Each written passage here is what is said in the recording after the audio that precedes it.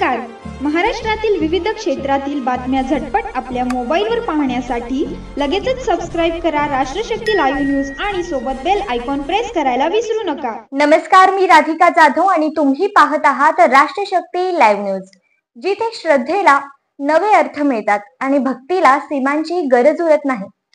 वारी थांबत नाही आणि भक्ती थकवत नाही.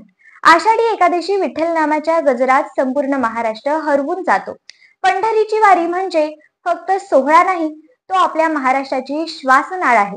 आजोबांची विठ्ठल प्रेमात न्यालेली वारी सध्या सोशल मीडियावर एक व्हिडिओ प्रचंड व्हायरल होते, ज्यामध्ये एक अत्यंत वयोवृद्ध आजोबा, जे उभेही राहू शकत नाहीत, व्हील चेअरवर बसून पंढरपूरच्या वारीत सहभागी झाले आहेत.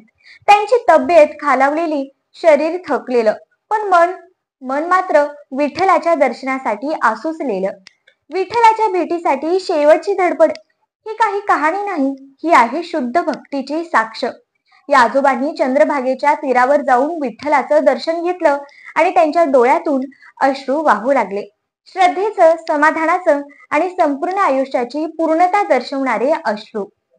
कुणीतरी लिहिलंय, तुमच्या जोडीला तुमची माऊली उभी आहे, तुम्ही नक्कीच वारी बघणार. रामकृष्ण हरी. आणखी एक भावनिक प्रतिक्रिया, शरीर साथ देईल तोवर वारीचा आनंद, कारण म्हातारपणी अश्रू असतात पण पाय नसतात. वारी म्हणजे काय?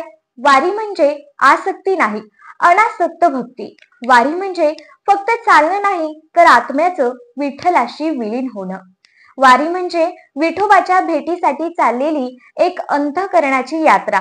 आज या आजोबांच्या रूपानं आपण पाहिलं, शरीर थकू शकतं पण श्रद्धा कधीच थकत नाही. विठ्ठलाच्या ओढीला ना वयाचं बंधन, ना आजाराचं कारण. मी राधिका जाधव या भक्तीने मन हेलावून टाकणाऱ्या बातमीसह राष्ट्रशक्ती लाईव्ह न्यूज वरून तुम्हाला एकच सांगते, वारी अनुभवणं म्हणजे स्वतःच्या अंतर्मनातल्या विठोबाला शोधणं.